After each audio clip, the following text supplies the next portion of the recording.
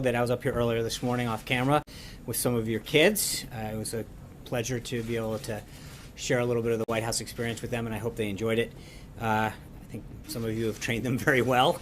I hope they enjoyed their visit, and I'm glad they got an opportunity to visit with the President and the Vice President today.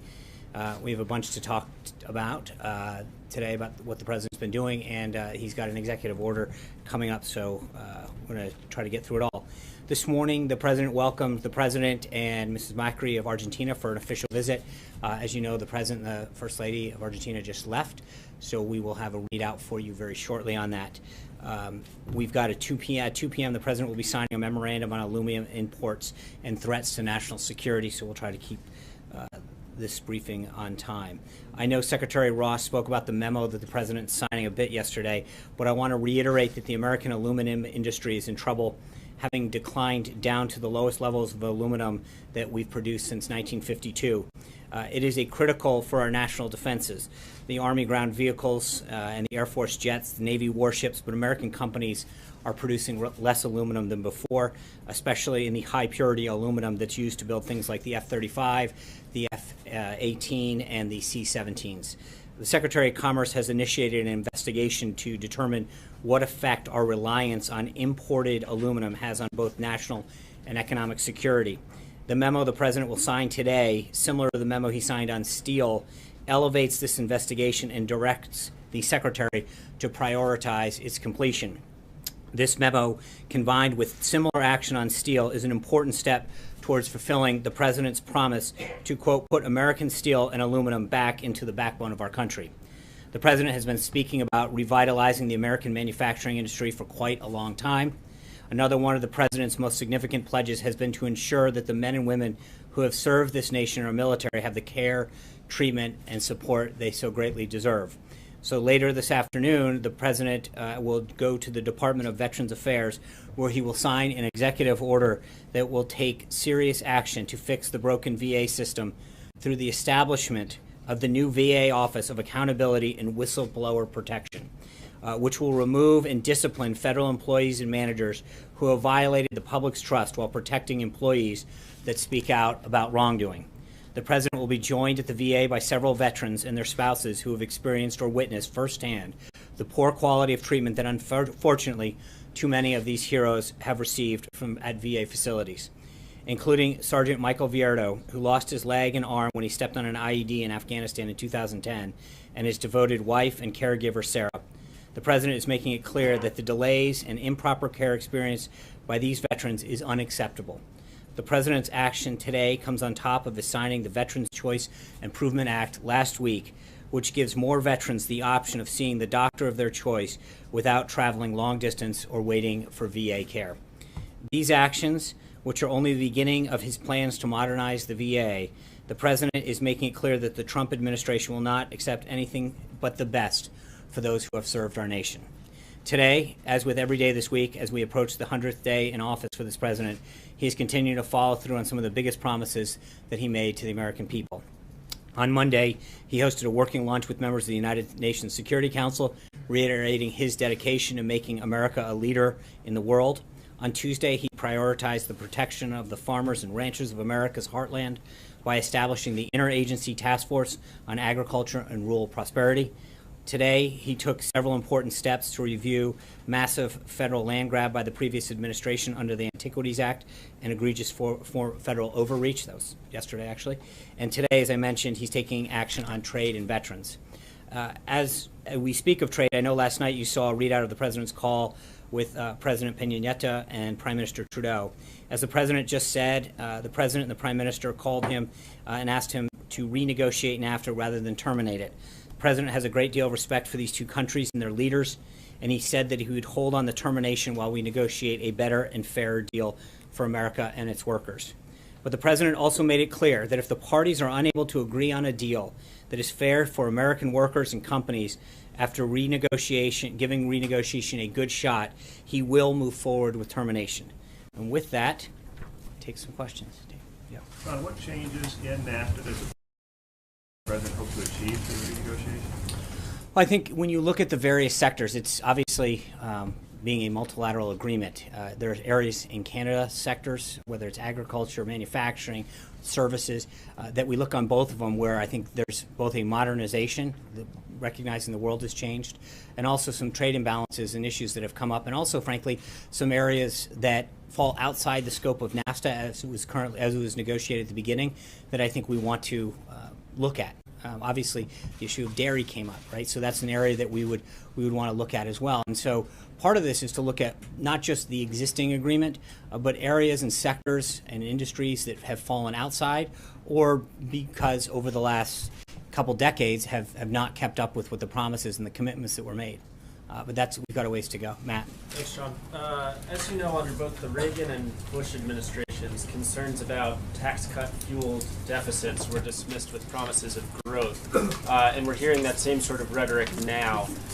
The deficit increased a great deal under both those administrations after the tax cuts. What's different about the president's plan that won't lead to the same sort of ballooning of the deficit? Well, there's a few things. Number one, we outlined those principles yesterday. We've got a lot of work to do with Congress, and I think it's moving in a very positive direction. There's a lot of pay-fors, as they call them, in this proposal that will continue to be refined as we move forward and negotiated with Congress. So there's a lot of things, but I think the president laid out a plan that achieves or seeks to achieve three basic things. One is economic growth and job creation. Two is a simplification so that the American people can actually file their taxes in a rather normal process that doesn't require a ton of money and time. And three is to do stuff that makes our create a better business climate that makes sure that manufacturing and job creation and people want to hire here, and that we help the middle class. Those are the three guiding principles that the president has. As we do that, one of the things that you recognize through a lot of the models here is that you're going to achieve greater economic growth. It's something that we saw both following the tax cuts in the Kennedy administration and the Reagan administration. I think that we can achieve greater growth, economic prosperity, and job creation under the plan that the president laid out. John. Thanks a lot, Sean. You may have seen the news about the Office of the Inspector General announcing that it's launched an investigation into the payment that the former National Security Advisor Michael Flynn received prior to becoming the National Security Advisor from RT, Russia Today, which is an entity of the Russian government. What's your reaction to that, first of all? I think that's appropriate. If they think that there's wrongdoing, then the department's Inspector General should look into that. Are you satisfied with the vetting that was done of General Flynn by the transition team before he came on board as the National Security Advisor? So that's a great question. I appreciate you bringing it up. Let's walk through that for a second. General Flynn was a career military officer who maintained a high-level security clearance throughout his career in the military. His clearance was last reissued by the Obama administration in 2016 with full knowledge of his activities that occurred in 2015, as you point out. So the issue is, he was issued a security clearance under the Obama administration in the spring of 2016. The trip and transactions that you're referring to occurred in December of 2015, from what I understand. So, obviously there's an issue that, as you point out, the Department of Defense Inspector General is looking into. We welcome that, but all of that clearance was made by during the Obama administration, and apparently with knowledge of the trip that he took. So that's how the process works, and I welcome the Department of Defense's IG's review. Jordan. If he wasn't fired by the president if he wasn't fired by the president for lying to the vice president, would he still have the job today, right here at the White House? I will just say that I think the president made the right call at the right time, and it's clearly paid off. Jordan. Thank you, John. Given the progress that congressional Republicans have made on the health care talks, does the president want a vote on that bill this week? He wants a vote when they have 216 votes, and I feel very good about the progress that's being made to get to that number. And I think Speaker Ryan's comments this morning indicate that it's moving in the right direction, and that should be good news for everyone in America as we move towards a system that creates a health care system that serves us and that makes sure that premiums don't skyrocket like they are now, and that we're able to see the doctors that we want to see and have plans that have competition in them. Amen. There's no vote this week. The president won't be disappointed. I think the president wants a vote and wants a health care system as soon as possible, but that's going to be dictated by the Speaker and the Majority Leader and the Majority Whip in the House when they feel they have the votes. That being said, as we've now maintained for the last several days, we feel very positive about the work that's being done to get to that and the reaction that we're having. As you recall, there was a lot of members that had initially had some problems, and we're very pleased with the reaction, the public reaction that they are having to what is currently been negotiated, and I think it's only getting bigger, and that's welcome news. Amen. Thanks, John. On the president's tax plan, we've been getting a little bit of mixed signals here on exactly what his vision is in terms of retirement savings. Can you lay out what the president's vision is for 401ks and particularly tax deductions surrounding those? Does the president imagine removing those deductions entirely along with the other deductions, or is he going to protect those? So the Secretary of the Treasury and Director Cohen yesterday both talked about that the current plan right now both protects charitable giving and mortgage interest, and that's it. As we move forward with negotiations in the House and the Senate, that plan will continue to flesh out. But one of the benefits of the tax plan on the individual side in particular is by expanding the standard deduction to $24,000 for a married couple. That really effectively creates a bracket of zero taxes for many, many Americans, and that's good news. We're going to see more and more Americans get some relief that they so desperately need. These tax deductions, though, of course, comes with its own group, its own lobby, its own interest group. Yes. They fight very hard for these things. Are you guys prepared for a battle on all those tax deductions, eliminating all of those? I mean, politically, that's a big lift. Well, I think the one interest that the president's going to fight for are the American people and the American worker. That's what he made his entire campaign about, is putting America first, and he's going to fight hard. His special interest is the American people, and making sure that whether it's putting more money in their pocket or making sure that the economic growth leads to more jobs and greater manufacturing, that's the one interest that he's fighting for every day. So we'll do battle with whoever we have to achieve a greater outcome for Americans and American workers. Zeke. General Flynn. General Flynn, first you said earlier, you emphasized the Obama administration had reissued this clearance last year. Yeah. So is the implication there that we should be taking that if the Trump administration was the one adjudicating his clearance this year, he would not have been issued that clearance, now that the White House knows everything that there is about General Flynn? No, I think I'm just making sure people understand the process and how it works. And the way a process works is that if you have a top security clearance, you fill out a form, there's an investigation done, you are reinvestigated every 5 years if you are able to maintain that clearance. And whoever owns that clearance, whether it's the FBI or the Department of Defense, goes out, does the investigation. In between that period, you're responsible for updating the information that you've provided in accordance with the agency that issued that. My only point is that when General Flynn came into the White House, he had an active security clearance that was issued during the Obama administration with all of the information that's being discussed that occurred in 2015. So I guess my only point is to explain how the process works and who adjudicated that. You're not implying wrongdoing on the part of No, that's why the Department of Defense Inspector General's looking into this to see how that process works. But I think it's important for folks to understand that when someone applies for a clearance, they get that clearance. It's issued at the top security clearance level for 5 years, and that the person who has been issued it then has a legal obligation to update the issuing agency any variances in what they supplied as information to obtain that clearance. Finally, when you were here on February 14th, the morning after General Flynn was fired by the president, you said that the president asked him to leave the White House because of the situation regarding the phone call with Russian ambassador and the vice president, but also, quote, a series of other questionable instances. I was hoping now you can provide some more information now that more, some of his financial dealings in particular are now have come to light. Is that what led to his termination at the White House? I think we addressed it at the time, and I think but that's right. And I think the president made the right decision at the right time, and he continues to stand by that. Major. A couple of things that have been brought up to you today. John's question, not the process, but your own vetting, meaning the transition. Are you satisfied that met the standard that should have been met with Michael Flynn? And are there any regrets that this White House has about bringing him in, knowing what you know about him now, and seeing the behavior that would be plainly inconsistent with the standard that candidate Trump set during the campaign? Well, with respect, you're saying our process. The process is every government employee who's eligible for a clearance goes through the same process. So it's not, we don't have a unique That's not process. the only question you asked Michael Flynn.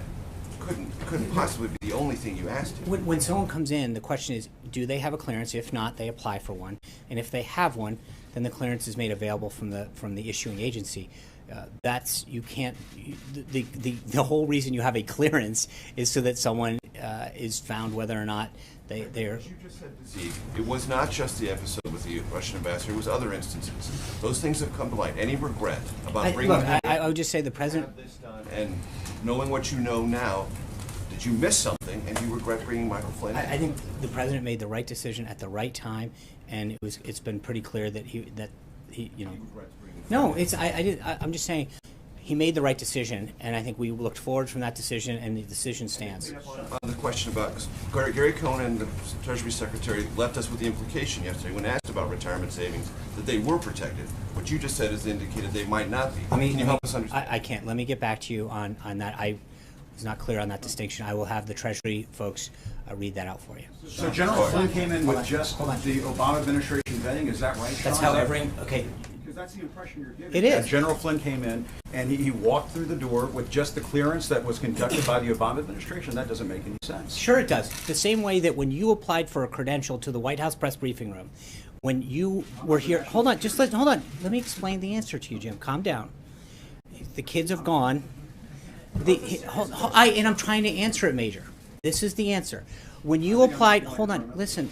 When you applied to come here to this briefing room as a member of the press, you applied and you filled out certain forms with the Secret Service to have your background run. When I came in here on January 20th, the people that had been cleared the day before were cleared on the 20th, the 21st, and et cetera. We didn't rerun your background. We trust that when you were cleared the first time, whether if you were cleared on December 15th or January 20th, that you were still, that your background check is still cleared. Every individual came into this White House, either applied for a security clearance or had one. Everyone in the government goes through the same SF-86 process, every single person. And so why would you rerun a background check on someone who is the head of the the Defense Intelligence Agency that had and did maintain a high-level security clearance? That's it. It doesn't, there's no difference between administrations. When you come in from one, they rerun it. The reason they grant them for 5 years is that it's a very extensive background where they check your contacts, your places of residence, your employment. They go out into the field, they do a lot of that work, and then you are required to maintain updates to that clearance. They re-adjudicate it every 5 years. That occurred in this case, and now the Department of Defense Inspector General is looking into it. That's how. Congressman Cummings accuses this White House of a cover-up. You say what? I was frankly taken back by his comments today because they're frankly not true. The Department of Defense was the issuing agency for General Flynn's SF-86. We referred them to the Department of Defense, who owns and issued his security clearance, and they got a copy of it.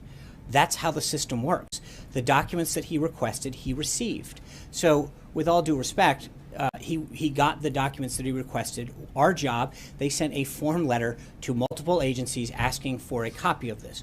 What we did was properly refer him to the issuing agency and department and said, this is where you got it, and he got it. Are there no other documents that you have at this point that could be turned over to this committee Well, that would be relevant to this he asked, investigation? not that I'm aware of at this point. What they sent to us, they asked for the SF-86. That we referred them to the Department of Defense. That's great. 2 is they asked for a contract, all copies of his speaking engagements from a speakers bureau. I believe he was referred to the Speakers Bureau for those contracts. And 3 is they asked for all foreign contacts that he may or may not have had. Since the incident occurred that they're questioning before his employment of the White House, I think we've complied with every document that they've looked for. That's it. Caitlin. Thank you. 2 questions. 1, does the president still feel that Mike Flynn should seek immunity? I think Mike Flynn should do what his counsel advises him best to do. But what does the president? I have not asked him, but I believe that General Flynn should do what his counsel advises him to do. Adam. Secondly, Yeah. the president said he wants to start renegotiating NAFTA as soon as today. That's Has right. he notified Congress about that yet? We've been in communication with Congress for a while on this. Yes. Adam. Thank you, Sean. The president speak this morning about Puerto Rico. They're going to begin defaulting on their debt May 1st without some kind of solution. there are millions of investors in the United States, senior citizens, who may not be aware that they hold funds within Unibond mutual funds that expose them to a default in Puerto Rico. Is there anything the White House should do or the administration can do, one, to safeguard those senior citizens and their investments, and two, to prevent an increase in cost to states and municipalities that may have to pay more to borrow when they access the muni bond market if Puerto Rico defaults? Right. I think there's the issue itself is extremely complicated in the sense that the president's tweet and the president's discussion revolves around the continuing resolution to fund our government. Our government needs to be a continuing resolution effective this Friday. The president has done everything possible, worked extremely hard with Congress to ensure that we maintain the government open, keep the government open.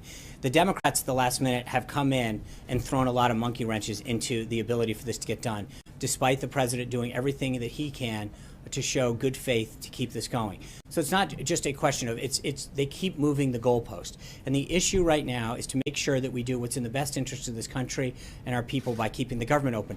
That's the issue at hand right now, not a question of whether or not that can be dealt with. There are ways that issue can be dealt with, but throwing in it at the last minute and trying to gum up keeping the government open is probably not the most effective way. The CR is different, but Puerto Rico defaults with or without the CR. Is the administration working with Puerto Rico? And I think that is a separate issue that needs to be addressed by Congress in terms of how it gets done. I think that the method right now is to make sure that we do everything in our power to keep the government open effective Friday. George. As the tax plan evolves and we start to get details, do you believe it is a fair question for anyone to ask how that plan personally affects the president and his family? Well, I think the president's plan right now is something that every American should worry, hopefully, about how it's going to affect them. And I think when you look at the ways that this is going to benefit middle-class Americans, middle-income working Americans, grow businesses, that should be, and I think, frankly, that is the concern of most Americans out there. They're worried about their job. They're worried about whether their company's growing and expanding. They're worried about whether or not they're saving enough money and how much they're paying in taxes. And I think what the president's #1 goal right now is to provide middle-income and lower-income tax relief to Americans. And that's what his goal is, and I think that's frankly what most Americans' goal is. Cecilia. But is it a fair question to ask? That's up to every individual to ask, but I would guess that most Americans would applaud what the president's doing to spur economic growth and job creation in this country. Cecilia. If middle-income Americans should feel empowered to ask how this plan affects them, why is it that Secretary Mnuchin today could not guarantee that no one in the middle class will pay more under this proposal? I think everyone in the middle class should know that this president's plan is going to make sure that they have more in their pocket. So there is a guarantee from the White House. That's the position of the White House right now. The position of the White House is that the goal of this of this president's tax plan is to provide them and lower income people with more money